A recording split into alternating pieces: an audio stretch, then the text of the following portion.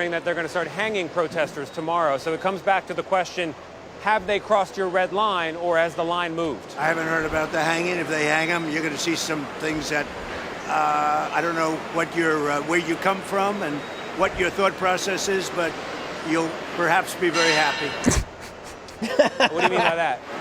We will take very strong action. Well, okay, so that seems pretty definitive to me. Now, strong action doesn't mean at this point diplomacy or words. Right. Iran is still going on. You're witnessing a revolution in real time. These aren't protests. This is a revolution. And I will tell you this, keeping your word is something that absolutely defines you.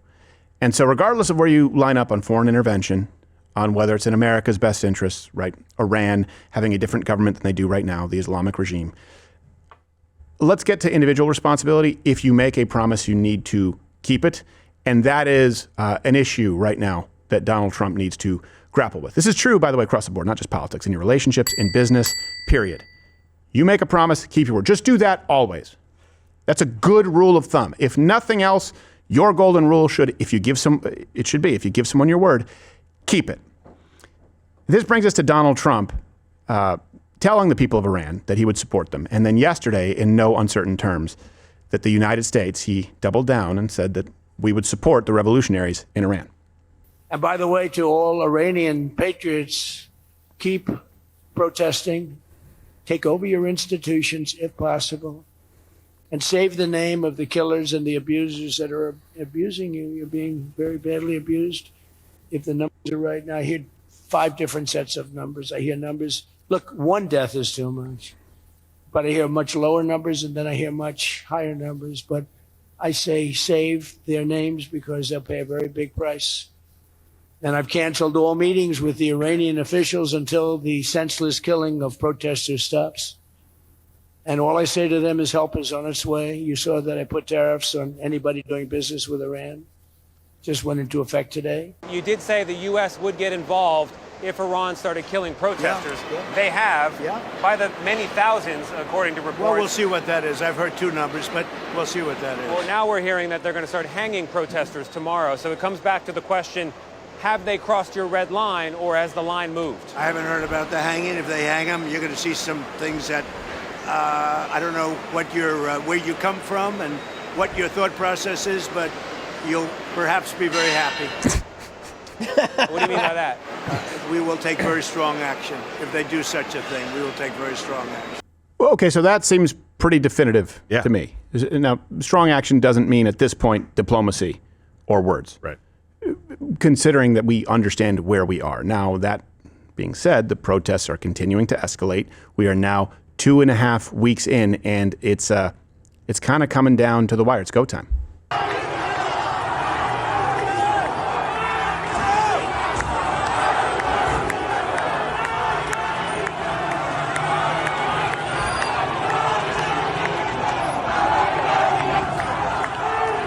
Now, to be clear, I also made sure to point this out yesterday. It's really hard to know the death toll. Yeah. All I know is that it shot up from 500 to, all right, it's at least 2,000 minimum in the span of a day. The low number that we're seeing right now is 2,400, and the high number we're seeing is 12,000. I've seen some people claim 16,000. I've seen some people claim 0. Those are outliers. Call it 2,400 to 12,000 people dead. Well, I've heard some other numbers because of some people that you'll figure out which crowd they're in. One of them said 99 million people have been killed in Iran. We have to go in there right now. And then the reply from Jake Shields was, I heard it was closer to 6 million. Okay. Yeah, that crowd is out there in force. They believed everything the Gaza Ministry of Health said, took it lock, stock, and hey, this is God's honest truth here, but not one word coming out of Iran do they believe. They didn't even believe protests in some cases. Well, they'll take the inverse, and they'll try and gaslight you into the inverse of reality. They'll go, people who didn't care about human rights for a long time in Gaza, it's interesting that they care now about Iran. Well, one also involves the United States' best interests. And I don't know if you see the commonality, but the commonality is 2 death cults with the Islamic regime and Hamas. Also, money exchanging hands. This idea that it's inconsistent to say, okay, Israel and Hamas are fighting a war, and that's not our fight. But Iran, who has threatened the United States repeatedly and killed, by the way, many American troops. People forget about that. This is something that does affect us. As to whether we should intervene. I understand that's a legitimate conversation to have, but you cannot start off with a lie. You have some people saying, it's not actually going on. None of this is real. There's no conflict in Iran. Yeah. Imagine someone like that being president. Hey, here you go. Here's a death toll. We don't know what it is, but we know that this would be the time to take action. No, it's not happening. Well, what do I do with these bodies? Yeah, they don't exist. Don't try and gaslight me. Right? Like, let's try and frame it that way. So, irrefutable. Today, Iran's judiciary chief, which means nothing, said that the government would, quote, prioritize speedy trials for those who committed acts of terrorism. The first execution is set for today. It's Irfan Sultani, a 26-year-old, was arrested 1 week ago. No legal representation, no trial. And a family member told CNN saying, our demand now is that Trump truly stand behind the words he said, because the Iranian people came to the streets based on those statements. An unarmed population trusted these words and is now under gunfire. I beg you, please do not let him be executed. And obviously my heart goes out to this woman, and it's terrible. And this is a regime that could not care less about human rights. It's not fully accurate because people took to the streets, I sounded Brazilian. They took to the streets. They took to the streets, which prompted President Trump's response. Now, if you mean more people took to the streets because Donald Trump said that we would back you up, okay. But let's be really clear with our words here. And this really does reflect a situation that's pretty serious. So far, the retaliation, the actions from President Trump have just been economic, right? 25% tariff on any country doing business with Iran. Okay. That obviously sends a message, but it's a very long-term solution to a very short-term acute problem. If we were in a world where Donald Trump did not promise anything, we'd still be at the point, assuming you acknowledge reality, that there is a revolution, we'd still be at the point of, is it in our interest to do anything? We are not there now because Donald Trump said that we would do something. That's important because you don't want to repeat. Remember, this is what happened with the Kurds. Remember, George H.W. Bush called on the Kurds to revolt against the Iraqi regime, right, and Saddam Hussein, and then we kind of hung them out to dry. They were slaughtered. Yeah. They were all slaughtered. And this was a pretty formative moment for me as a kid because I was raised in Canada, and I remember everyone obviously opposing the Iraq war, but they hated George W. Bush. And I remember them saying, well, why is he going in there? At least Saddam Hussein, he kept things in order. He kept, right? So now we just destabilize it. But I was going, wait, hold on a second. Didn't you also say that the Bushes hung the Kurds out to dry, that we should have gone in and helped them when you were blaming them? Well, yeah. So it seems to me like the only constant here is no matter what your political opposition does, they're wrong. You need to go help the Kurds. But now you're saying that Saddam Hussein at least kept things lawful, organized, including the slaughtering of the Kurds. And the issue there is when people step forward because they expect you to go into battle with them or to help them, you are partially responsible for their deaths, if that's what ensues. This also happened, by the way, with the Hmong there. They were going to be fighting the North Vietnamese. The CIA recruited them. Also, the Laotian communists. I have to say it with the right twang. Wow. After the fall of Saigon, U.S. abandoned them. As a result, 10,000 were slaughtered. That's not to say that Vietnam was anything other than a mistake and the way that we carried it out. But we do need to be a nation that keeps our word. Otherwise, our own allies will cease to trust us.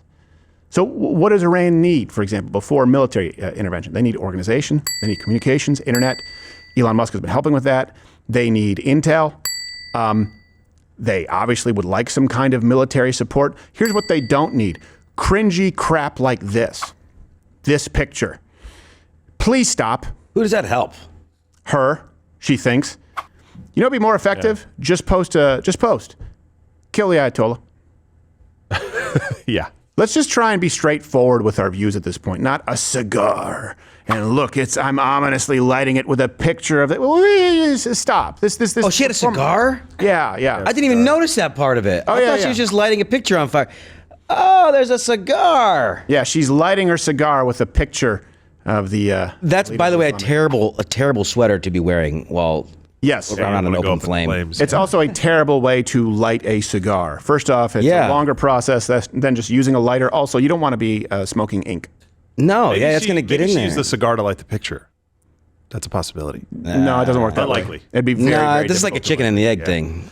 So you know what? You know what else they need? They need people to look. You want to question the number of people killed? I'm totally fine with that. By the way, I just don't think saying 99 million or 6 million or it's the Jews, and I don't trust any numbers coming out of there is really productive right now. But you know, it'd be great.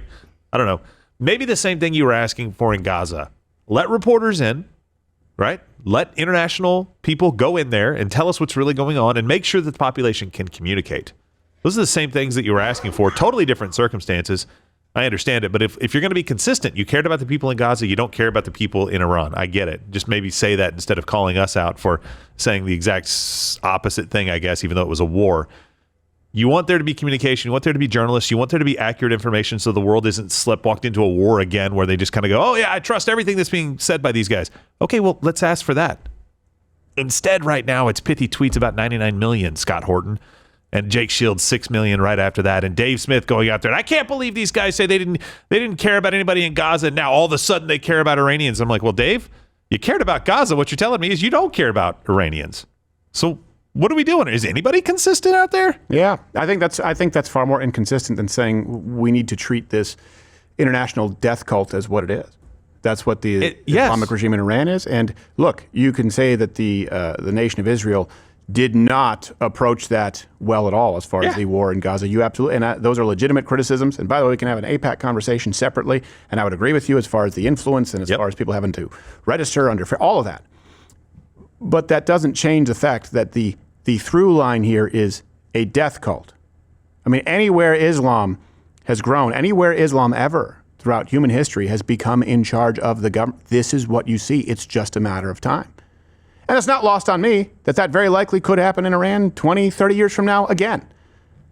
But here's where we are right now in real time, which also brings us to actually, this surprised me. You know, Kalshi, where you can do you can do the betting lines. They actually have right now the lines going as far as the Ayatollah when he would be out as supreme leader, and the odds are before February 1st, 22%, before April 1st, 48%, before July 1st, 56%. That's odd to me. 22% seems really low because I would imagine that if something's going to happen, if the United States is going to intervene, it is going to be before February 1st. I would imagine it'd be pretty quick, but he may be able to hang on to power for just a little while. I don't know. It's hard to see, but I mean, it's such a low chance, 22%. Yeah. So maybe I haven't done the betting stuff yet. I'm going to go in and try. Well, if you put money on yes, that's a big payday. Yeah. If it happens sooner. Yeah. So hey, nice sound effect there. There you go. Oh, you're still here watching this on YouTube. There's no more. It's over. Just like YouTube. YouTube is over. It's not a thing anymore. How many Seth Meyers clips do you need? Head on over to Rumble. Follow me there. Live on weekdays at 11 a.m. Eastern, where we can actually speak freely and don't have to self-censor. YouTube it's really not a thing. Like, you ever seen one of those towns that maybe was like a mining town, or maybe they made some kind of alloy? You say, hey, I wonder what they did in this town. It takes a while to find a person who can tell you what they did in that town, and even then you don't fully understand it. That's YouTube. YouTube is that town. So go to Rumble.